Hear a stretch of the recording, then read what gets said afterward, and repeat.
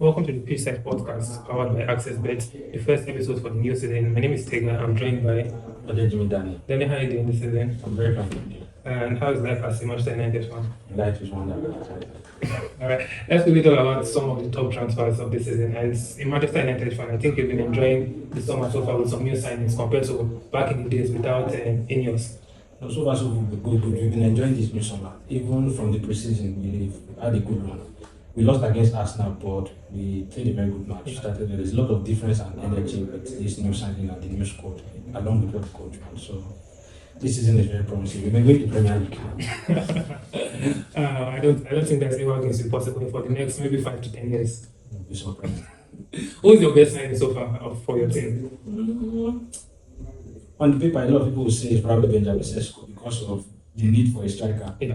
But judging from the few matches played preseason, Bournemouth, Everton, and especially the performance against Arsenal, I'll be saying Cunha.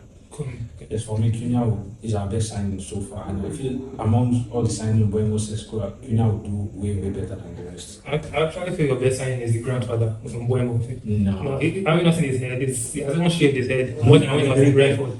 Mbeumo will do a lot too, Yeah. but I feel we'll still see the Mbeumo the same at Brentford. It doesn't really have any much improvement to make. But Cunha, we're looking like this is another Bruno Fernandes. You're looking at having two Bruno Fernandes in one team. That team will definitely win the league. I can see. I would not agree with you, but it's not just possible. Don't think about the league. Maybe it starts from like top. You guys finish 15th. Maybe aim for top 10. No, maybe 7 to 10. Honestly, started like this. So we have the set of players that can go the distance.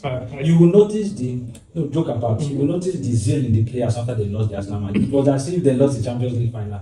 Now that's the mentality. That's the nation grab. No, that's the mentality. That's the nation grab. That's not in every single Premier League match, regardless of the team. It's the hope that kills. Well, as a Chelsea fan, I'm not saying like the performance of my boys, like Pedro, for example. Funny enough, banter aside, I don't like Chelsea. I don't like their fans. One of the worst We don't need you. One of the worst days of my life was when Chelsea won the Club World Cup.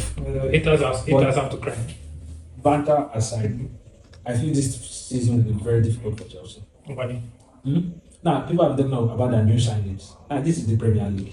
These boys are coming into a league that is very physical. We saw Gyökeres, difficult for him to do move. It's Timberland as well. It's also out. Now, this is a league that is very physical.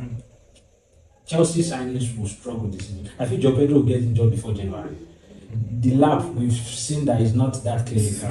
I think you're just hating, to be honest. No, I'm not hating. I just hating. We watched Chelsea against Crystal Palace. Crystal Palace should have won that match. Joe Pedro started in the Club World Cup. He didn't even train 2 matches. He had just scored Chelsea, 2 goals. Chelsea a goal in the final, a goal in the quarterfinal, a goal in the semi-final. Chelsea had the easiest fixtures in the Club World Cup. I can't tell that to Man City and Real Madrid and the rest that lost their matches. Man City came out of Club World Cup to lost to PSG now. The biggest team Chelsea faced was the team they faced in the because the teams did not do their job. Anyways, we're not here to talk about Club World Cup. Let's talk about Gyökeres just now. We watched him against Man U. He was playing rubbish. It was as if he was wearing cement on his leg. What's up with that? I think a lot can come out from Gyökeres. It all depends on Arsenal. It depends on Arteta. Gyökeres has a lot to offer. He's a fantastic striker. He has shown us that last season. But Arsenal need to build a system that will favor the striker. Gyökeres is a good signing for Arsenal. It's what they've been craving. I don't think so. Because the striker that Sporting Lisbon just got from Almeria, yeah, he has already started scoring goals. He has bagged almost hat-trick in 1 match. So okay, it's not special. It's like one club wonder. 3 seasons ago, Saka, Karaves, Martinelli, each of them had 2 digits in Premier League. Okay. So scoring goals for Arsenal is not a problem. Gyökeres doesn't have to be the best striker in the world. If Karaves can have 2 digits in a season, Gyökeres doesn't have to be the best striker. We have Jackson scoring 2 digits in the Premier League. So Gyökeres doesn't have to be the best striker in the world to score 2 digits in the Premier League. We have seen that he's clinical. We have seen he is an area threat. So you just need a team that can build a system that will favor his style of play. If you watch Man City, Arsenal, Alan doesn't do that much. But when it's time to score, give him the ball score. So Gyökeres is a good signing also. But look, let's talk about a signing that has not happened yet. Isak from Newcastle to Liverpool. Do you think that will happen? Isak has been behaving like some people call him a spoiled child because of how he has been behaving because he wants to. Ungrateful child. But no, I don't feel he's ungrateful. I think he has done his best for Newcastle, and they should allow him step up. Newcastle, they are like cement, they are like stepping stone. They should know their level at this point. I don't think Newcastle are like stepping. They're stepping stone. The last 3 seasons, Newcastle has gone to the UEFA Champions. That's why they're still stepping. They've not won anything. They won you guys. They won trophy. In the last season, they won a trophy. They won Liverpool in the finals. Newcastle is not a stepping stone. I just feel players of this generation, to me, they're being ungrateful. Yeah. Newcastle saw you when Liverpool did not see you. Let them maximize the profit they want to make for you. Good and fine, you want to leave. Give them the right to maximize the profit they want to make for you, rather than pushing the transfer. I don't see Issa coming to Liverpool to do more. Liverpool has a lot of goal scorers. That's the problem with the team like Liverpool. Salah will create, will score.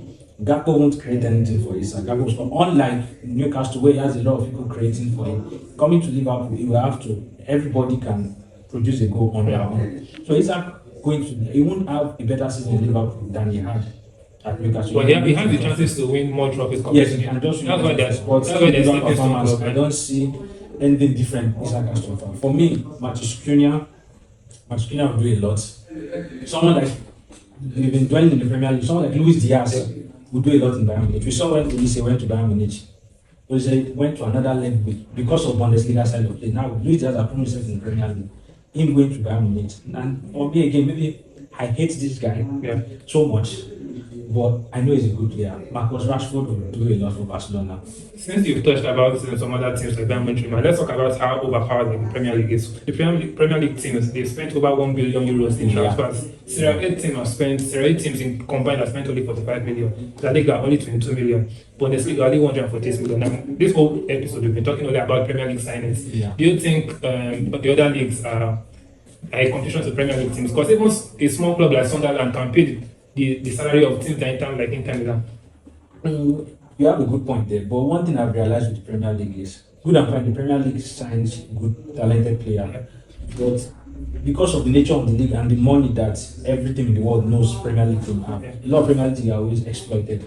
Because on a good day, I don't see why you will buy Kitike for over almost 100 million. Yeah. I don't see why Witt would be going for 100. Kopama is a better player than Witt. Yeah. And Chelsea got Kopama for 40 million. So I feel the price tag on the players Premier League by are overrated. Premier League clubs are exploited, but they don't mind because they're the most competitive league in the world. So they need to have the best players in the world. So and they have the money to spend. Premier League earns the most than any other league in terms of value of profit. So they have the money to spend. Premier League can buy it, but I feel the money doesn't really show the quality you see on the pitch. Barcelona get their players mostly from La Mesa, team, and we see the quality they bring out in the match. So Premier League does have the money. The money doesn't quantify what you end up seeing on the field. So lastly, based on all the new signings this season, who do you see making the top four? The champions of the Premier League and the remaining 4 teams. Don't say Man U because you know it's not possible. Be realistic here. Don't say Man U. You are bound to say Man U. Say other teams.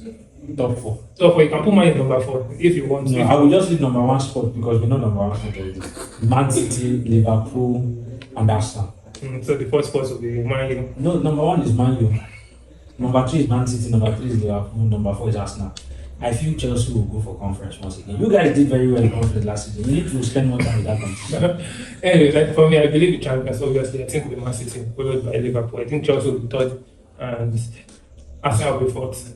Alright, guys, thank you for joining us on today's episode of the Pitch Side Podcast powered by AccessBet. And we'll see you next week. See you next week.